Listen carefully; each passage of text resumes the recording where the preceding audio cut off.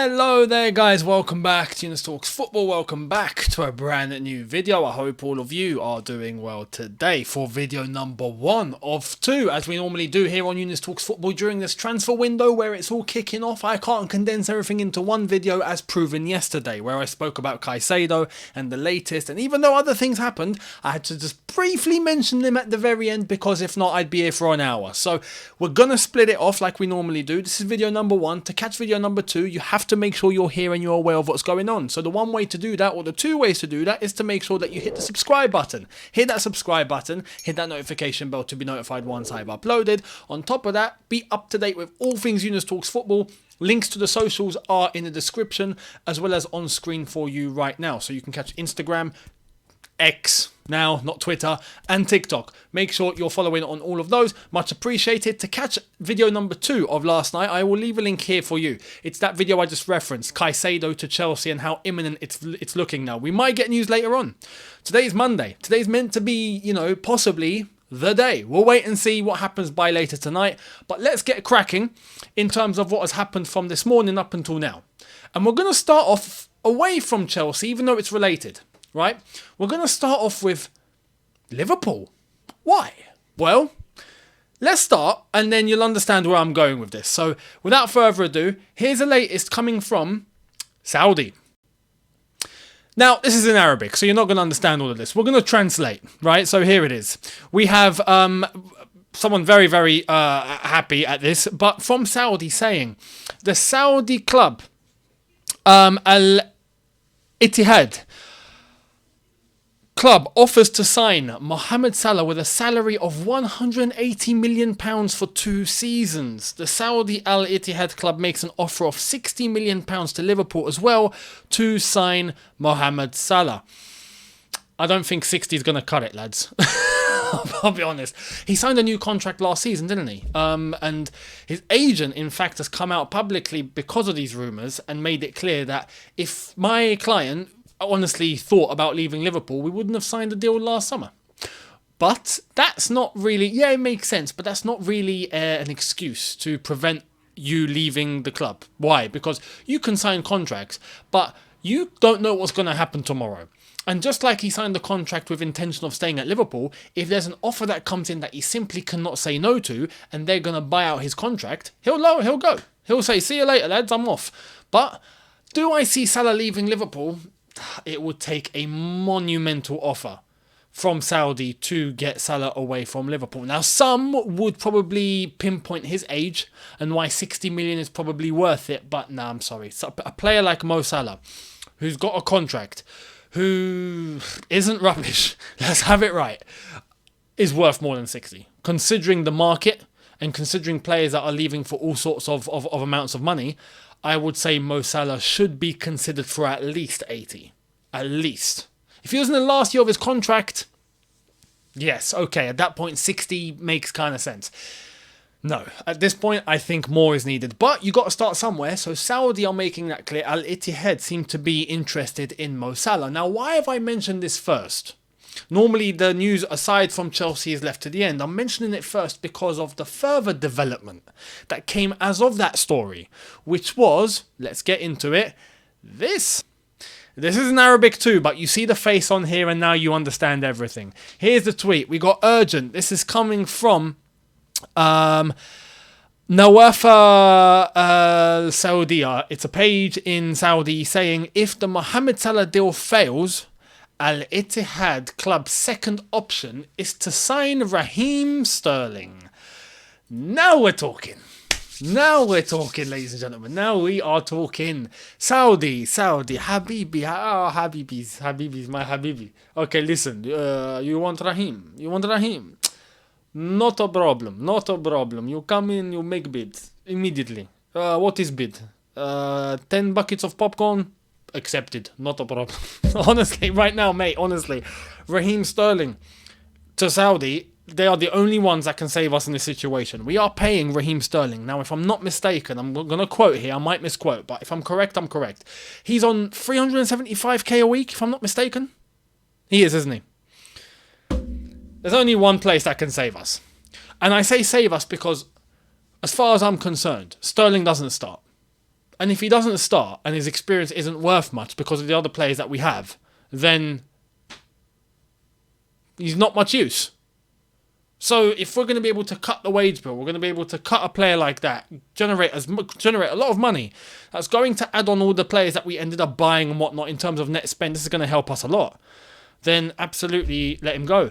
The only kicker though, and this is where we have to analyse things, Gabriel is definitely going on loan to Strasbourg, or Strasbourg, as it's actually correctly said. I've seen some French going, don't pronounce the G. It's actually correct. You're not meant to pronounce the G. But we, the English, we destroy every language. So, don't hold us to that. It's what we do. We butcher it all. And when you're looking at the situation in regards to Michael Olise, this is where we might be able to compensate for Sterling to leave. Because we bring Olise in. He is seen as an attacking midfielder. He's seen as a right winger as well. He can play on the right. On the right, we have options such as Madueke, right? We were to have, say, Olise come in as well. We've got those two. On the left-hand side, we've got Mudryk, right? That's definitely something to pay attention to. Do we have enough wingers here that are going to be able to take the load on? You'd like to think yes. Do I see a move for Sterling going? Honestly, no. But after what we saw in pre-season, I'm sorry, but if there's one player that looks like he's beyond struggling, it's Raheem Sterling. Everyone else looks like they're on it. Everyone looks like they're on it. Considering one name that I've not mentioned as well, Ian Maatsen. He can play on the wings, left and right. We didn't know that, but we've got the depth. So when you think about it, if we get Michael Olise, we will end up with Mudryk, Maatsen, Madueke and Olise as winger options, and Olise is an attacking midfielder option as well to rotate with Nkunku, but on top of that we've got Chukwuemeka. We're covered. We're very well covered. So we can accommodate a move for Raheem Sterling. Habibi, do your thing. Do your thing. I hope Mohamed Salah doesn't leave. Just for this. Actually, no, you know what? It's a win-win, because if Salah leaves Liverpool, then Liverpool got a void. But, yeah, the option to use or not use Sterling is up to us, and right now I wouldn't start him. That's just me being honest. I don't see how he deserves to be in the starting 11. Does not. And there's other players, like I've just mentioned, that are better suited. Maatsen, for example, I trust more than Sterling right now. And that goes to show. So, that has to be said. Let me know your thoughts down below in relation to this story. Salah, Sterling, one or the other. Saudi, interested in both. Let me know down below. Al-Ittihad, who do you think they'll go in for? If they are going to go in for, do you see this move happening? And if not, then let me know on your thoughts on Sterling in the starting 11 for Chelsea and what Poch must or must not do. Let me know your opinions down below. Now, we spoke about this player that I'm about to mention yesterday. And like said, it's exactly what's happening. So, let's get into it. This is from The Athletic. Chelsea are set to step up their interest in Leeds United's Tyler Adams this week. So it's happening. Fabrizio Romano confirms after approaching players' camp last week, Chelsea will open talks over Tyler Adams' deal in the next days. Informed on his 20 million relegation clause, it remains separated deal from Moises Caicedo. We're going for both. We are going for both. And this would actually be a very good buy. I've always said, look, these players that we're hearing, Tyler Adams, we've heard about Paredes. These players are there to be used as an alternative, as a possible backup, or alongside Caicedo, not to replace Caicedo. No. We get Caicedo, we get these sort of players in as well. Boom, we've got a midfield. Thank you very much. Tyler Adams, a profile of player, go and look at his position, his profile, what he's good at, what he's not good at. In terms of his actual profile, he suits exactly what we need if we have Caicedo in the team and Enzo alongside him. We can then decide to play in a double pivot. We can shift to a midfield three. We can have a DM. Tyler Adams is that guy. We have players in front of him that are able to control the game and dominate possession. We're able to have players that are able to control the passing movement of the game and have the dominance in terms of the possession and the control. Tyler Adams is there to just clean up. He doesn't have too much responsibility. As a DM, with those two players alongside him, I think they protect him and he protects them. Alongside that, as I said, we go to a double pivot. If we want to go defensive, we can bring Tyler Adams in for one of them, Enzo or Caicedo. We can, obviously, if we go to a double pivot, it's going to be Enzo and Caicedo together. That's going to be a blend in terms of how we're going to play as a team. But we have an option. It's versatility. It's flexibility. It's nice. Tyler Adams coming in with that price, 20 million. Peanuts, absolute peanuts. So complements us very, very nicely, very, very well. And I would be more than happy if we get Caicedo and Tyler Adams both in at the same time. Now, I think the fact that we're hearing about Tyler Adams once again points us in the direction that the plan is already coming into place. Caicedo, it's a matter of time. It's a matter of time. It's a matter of time. Now, I'm going to mention something, but I'm not going to speak on it too much because I'm going to leave that to when the deal actually happens. But I'm hearing some people saying, oh no, look, we've just wasted loads of time. If we're going to play close to 100 million for Caicedo, we might as well have just paid 100 million. That's not how business works. I just want to let people know because I'm seeing a few comments in my comment section from yesterday's video going, oh, we've just wasted time. We didn't waste time. In business, you just can't go straight in. You can't go, okay, look, boom, 100 million, give me the player. You can't do that. If not, you're going to deplete your budget just like that. If you're just going to go in with the exact demand of what everyone else is expecting immediately, and you're not going to try and negotiate, you're not going to try and get your way, you're going to get your pants pulled down every single time you enter a negotiation. That's not how it works. You got to try. Who knows? Who's to say? Because now we're looking at it in hindsight, right? Have we lost anything? No. We end up paying 100 million. We end up paying 100 million. But there's always a chance that you might have paid less if you tried. You never know unless you try. That's the moral of the story. Don't go in thinking and just assume exactly what's going to happen. Because sometimes if you don't actually try, you'll never know. You'll just end up asking yourself, what if, what if, what if? When you go in, who knows? If we end up getting a deal for 90 million, we save ourselves 10 million. For you or me right now looking at Chelsea, it's not a big deal. But for Chelsea Football Club, 10 million is still 10 million. What they can do with 10 million is still what they can do with 10 million. Despite the massive budget and despite the owners and the billionaires and all of that, right? But trust me, this is why rich people are rich. Because rich people think about even the little bits of money. That's why they're rich. They don't just throw money out the window. That's why they've got a lot of it. You got to appreciate the value of things. Now, people that are born into money are a different story. But I mean, people that actually make and have created something that has turned into something huge, they appreciate the fivers and the tenors, right? They don't just look at 100 quid and go throw that out the window. No. Because if not, they wouldn't have been in the position they're in. That's just the moral of the story. So stop thinking like that. You got to try. You got to try. We end up getting the deal for 90 million. Why end up paying 100? Why give Brighton an extra 10? We've given them enough. We've given them enough. Their entire budget is the money that we've given them for Potter's compensation, the director's compensation, Cucurella, flip it. We've done all sorts for that football club. They are functioning right now and getting upgrades to their team because of us. So, honestly, and they're going to get more for Caicedo. So, at the end of the day, yes, they're getting money. For people saying, well, no, look, they're getting their way anyway, they've won regardless. Well, no, they're not going to flip and let go of Caicedo for free, are they? They're going to get money. That was always going to happen. That's normal. That doesn't mean they've won. They're going to get money, fair enough. Anyone's going to get money if they sell a player. That's the moral of the game.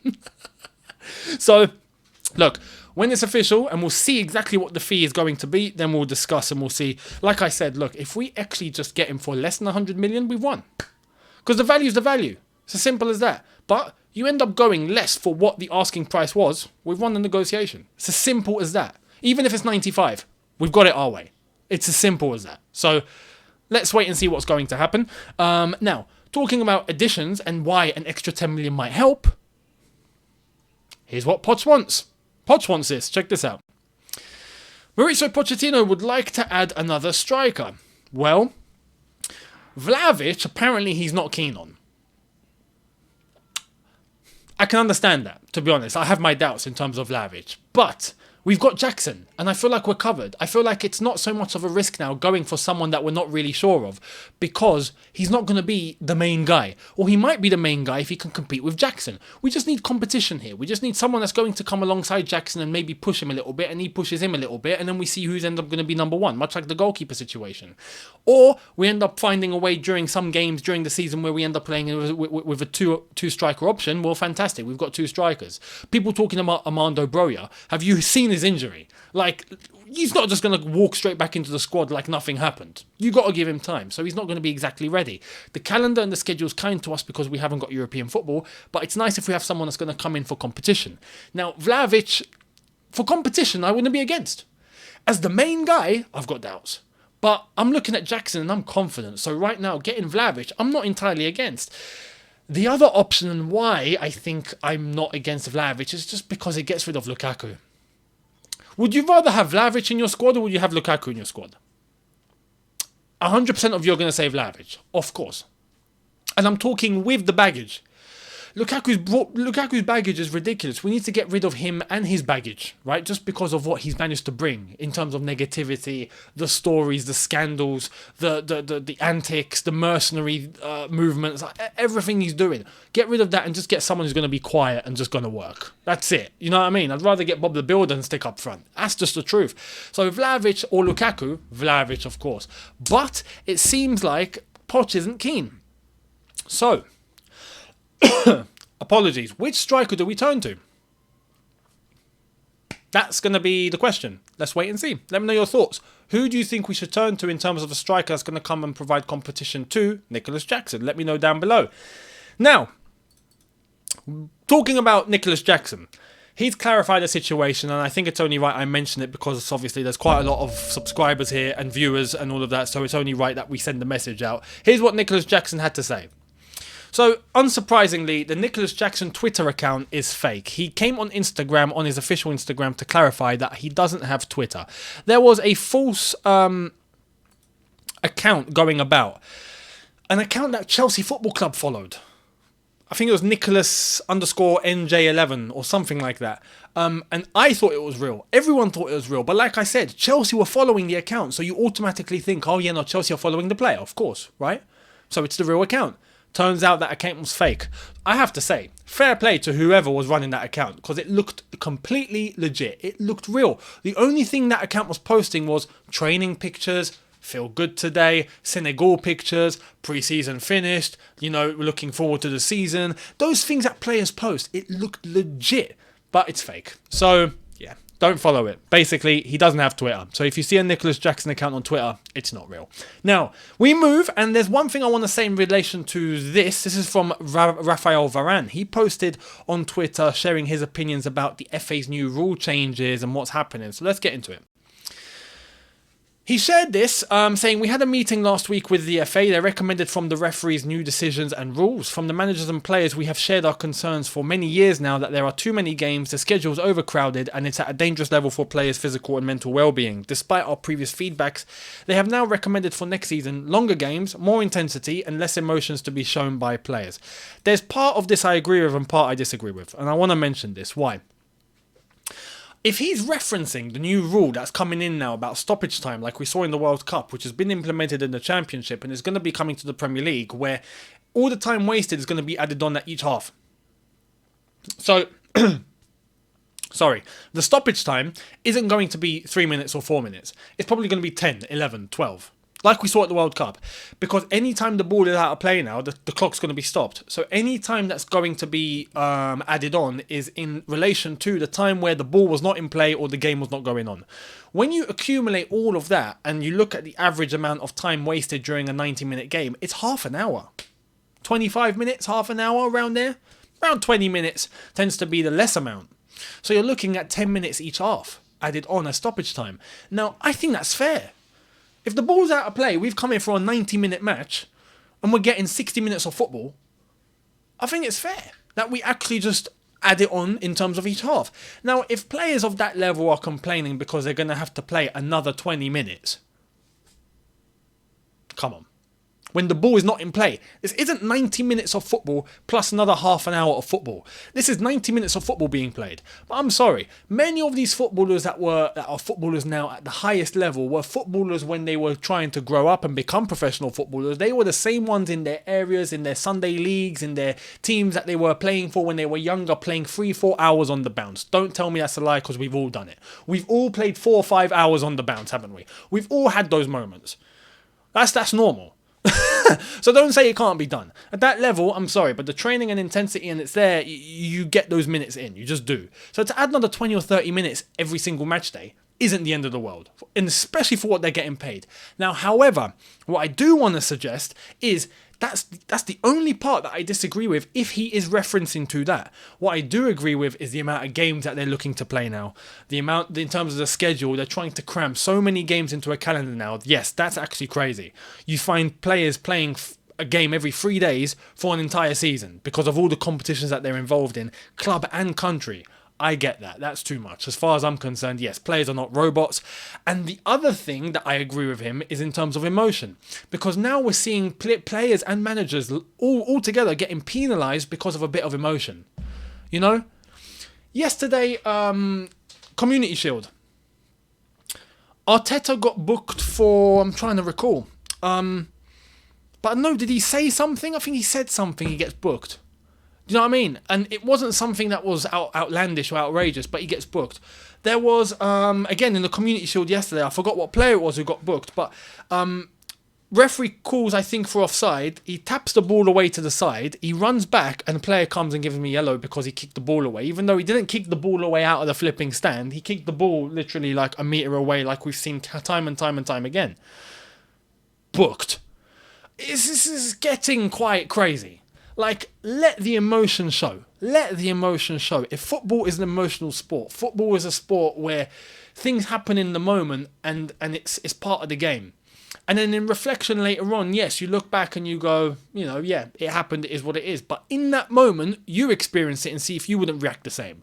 It's emotion. That's what it is. Now, I understand in terms of keeping your cool, don't do something stupid. But in terms of, you know, whether it's a quick shout or whether it's a you know, a little exchange between two players, or it's getting a little heated, or, you know, or managers having a discussion, or the managers coming out their lines, or come on.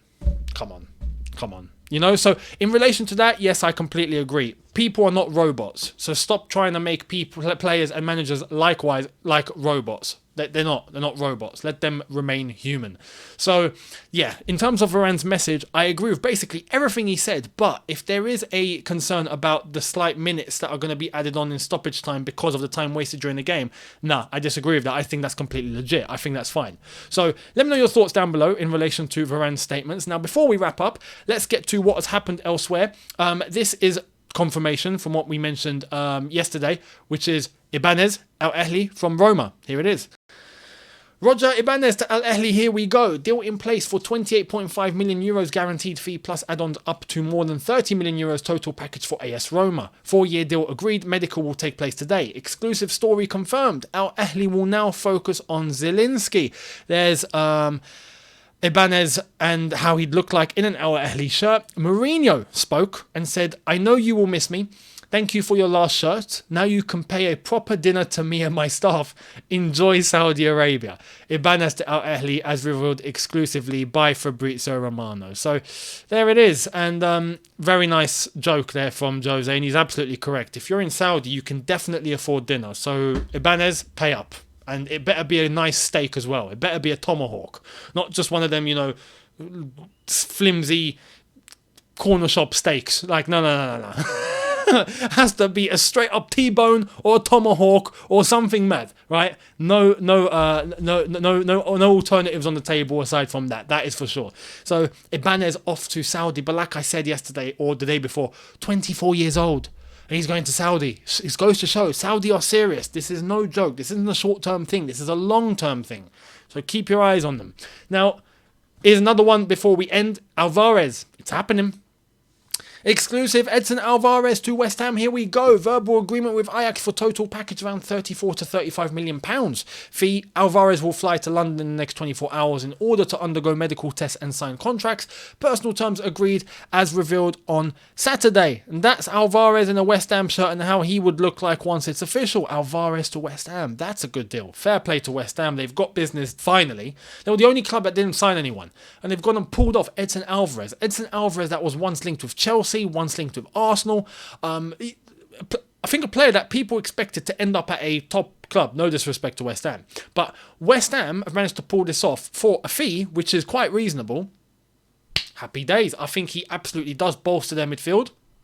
For West Ham and their level, it takes them up a notch. It's a correct thing for West Ham. And for the player, he's going to be playing week in, week out in the Premier League. So let's see how he does. Let me know how you think he's going to do in the Premier League. Edson Alvarez. Let me know down below. Much appreciated. And there we are. That wraps up video number 1 of 2. Make sure you guys are here later on for video number 2. And like I always say, there's only one way to make sure that you are here for that. And it's if you subscribe. Hit the subscribe button, hit the notification bell to be notified once I've uploaded. On top of that, smash the like button if you have enjoyed this. Socials are in the description in order to keep up to date with all things Younes Talks Football. That's Instagram at Younes Talks Football, Twitter, aka X, at Y Talks Football, and TikTok at Younes Talks Football as well. So much appreciated. Thank you all so much, and I will see you tonight. Have a good one, people. See you later. See you then. Take care, and peace.